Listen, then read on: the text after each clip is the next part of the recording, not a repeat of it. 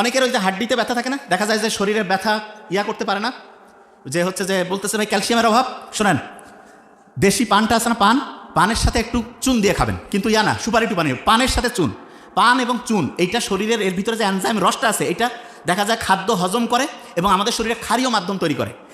শহরের লোক অ্যান্টাসিড খায় না, আর গ্রামে দাওয়াত বাড়িতে পান আর চুন খায় না, এইটা অ্যান্টাসিডের ভাব এবং শরীরের জন্য খুবই উপকারী। এই কাজটা করবেন।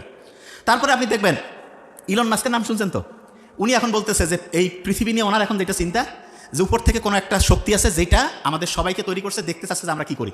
আল্লাহ বলছে না, আমি জিন আর মানুষকে তৈরি করছি ইবাদতের জন্য।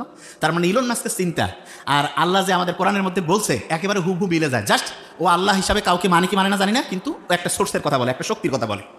দেখেন, একটা জিনিস খুব ভালো করে মাথায় রাখতে হবে, গরিবের ছেলেমেয়ে খুব ভালো হচ্ছে না কেন? ক্ষুধার্ত আছে। ক্ষুধার্ত থাকলে ব্রেইনের মধ্যে একটা জিনিস তৈরি হয়, সেটা কি?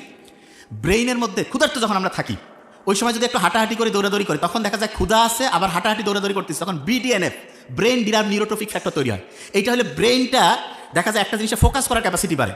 আগেকার দিনে আমরা কি করতাম, দেখা যেত পথে ঘাটে জঙ্গলে শিকার করে খাইতাম, সারাদিন শিকারের পিছনে দৌড়াচ্ছি, যতক্ষণ খাবার পাইনি ততক্ষণ ব্রেন খুব শার্প, যখনই খাবার পাইলাম খাওয়ার পরে ঘুমায় পড়লাম। এই জন্য ছোট বাচ্চা গরিব থাক ধনী থাক তাকে ক্ষুধাতে একটু রাখবেন। অনেকে খালি বারবার খায়, নো, তার ব্রেইনের সর্বোচ্চ বিকাশের জন্য তাকে ক্ষুধার্ত অবস্থায় একটু রাখবেন এবং ওই সময় তাকে পড়তে বলবেন।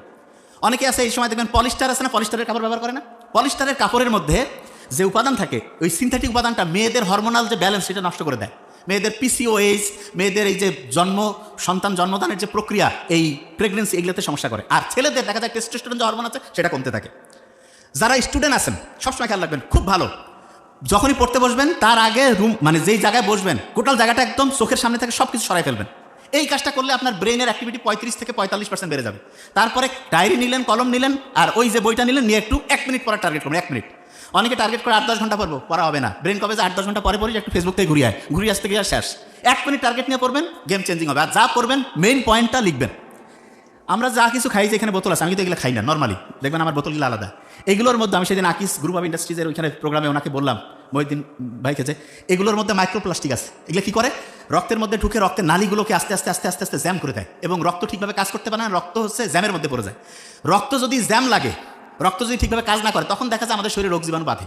এবং এই জন্য ইসলামের মোহাম্মদ সাল্লাল্লাহু আলাইহি ওয়াসাল্লাম খুব অসাধারণ একটা হচ্ছে, রক্ত পরিষ্কারের জন্য হিজামা করবেন। আমার ছোটো ভাই নোবেল এটা নিয়ে খুব ভালো করে বলে, হিজামা যদি করেন গেম চেঞ্জিং হবে। এবং সব খাবারের মধ্যে এত প্লাস্টিক, বিজ্ঞানীরা দেখছে প্রতিদিন প্রায় 50,000 মাইক্রোপ্লাস্টিক আমাদের শরীরে ঢুকতেছে। আস্তে আস্তে এটা আমাদের কোষগুলোর যে স্বাভাবিক গঠন ধ্বংস করতেছে এবং আমরা ক্যান্সার, আলসার, লিভারের সমস্যা, এই বড় বড় সমস্যার দিকে আগায় যাচ্ছি।